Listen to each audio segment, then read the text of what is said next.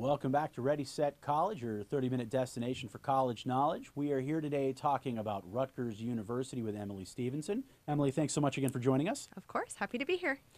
There was something mentioned in our first segment that I want to come back to, which is this notion of we're talking about a large public institution of higher learning, over 30,000 undergraduate students. But there was something off camera that we had discussed that I want to make sure our families understand, which is, yeah, it's large and yeah, it's public, but it doesn't have that anonymous feel to it. Why don't you give our audience a better understanding of what we're talking about? Sure, yes. So we are about 30,000 undergraduate students. Our campus is very large, but part of the way Rutgers was developed, we kind of were built around the city of New Brunswick. So as a result, we're actually broken into 5 smaller campuses. Students have access to all 5 campuses anytime during their 4 years on campus. The exception to that is our Douglas Residential College, where it's all women, residentially, but of course men can study and take classes and use the facilities on that campus as well, just not live there. But the cool thing about it is each campus has about 5,000 to 8,000 students on it. So you kind of have a medium-sized school feel at a very large public university. And I actually have had counselors from California visit campus and say, you know what, I'm no longer going to describe Rutgers as a large public school. It's a medium-sized feel. And so they have changed their view of how they're describing Rutgers to their students.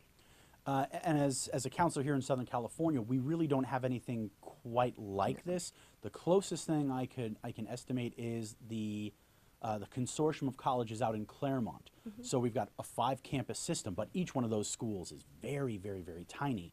But what they do have in common with the system at Rutgers is whether you get into Harvey Mudd or Pitzer or Pomona or Scripps or Claremont McKenna, you have the resources and access to the students, the faculty, the materials of all 5 campuses, which is a really big benefit to that system and a benefit to going to Rutgers.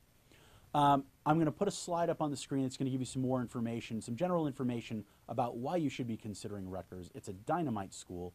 I'm going to turn the floor over to Emily and let her walk you through what you see on the screen now. Okay, so I think some things to highlight about Rutgers is we are ranked number 33 in the world. We have top-notch academics on our campus, regardless of what you want to major in. People, I think, historically know us for sciences, engineering, pre-health, anything health-related on our campus, because we do have 2 university hospitals. However, we have one of the top dance programs in the nation, one of the top theater programs. Something unique about our theater program is students actually, our theater majors, our BFA majors, actually spend a year studying at the Globe in London. So that's something very unique to Rutgers, something unique to the program, and I think why it makes it so strong.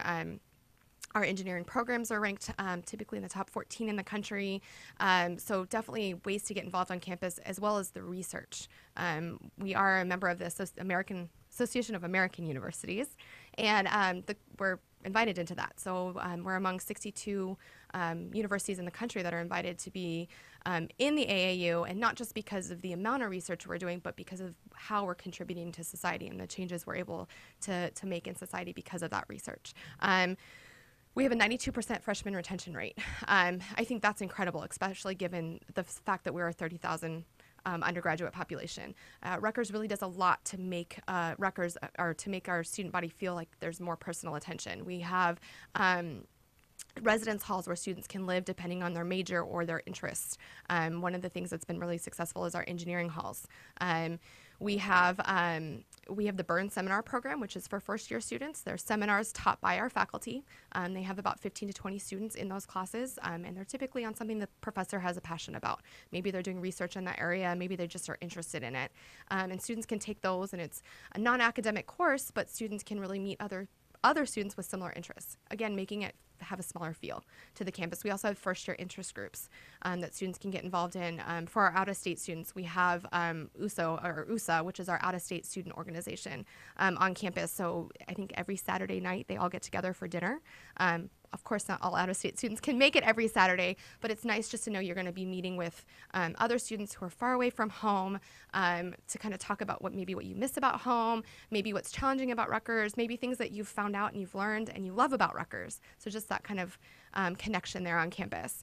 In addition, we are number 10 in the nation for producing the I guess, the highest number of CEOs for Fortune 500 companies. And that's something that's really exciting for us. I think that's a testament to our business, our School of Business on campus as well. And then finally, we're ranked number 6 in the nation by Smart Money Magazine for return on investment. So what our students are putting into their education, they're getting out, and they're doing really well, very successful in their careers. Are you paying attention? That was a lot. This is good stuff. Come right back. We've got 2 more segments with Emily Stevenson from Rutgers University here on Ready, Set, College.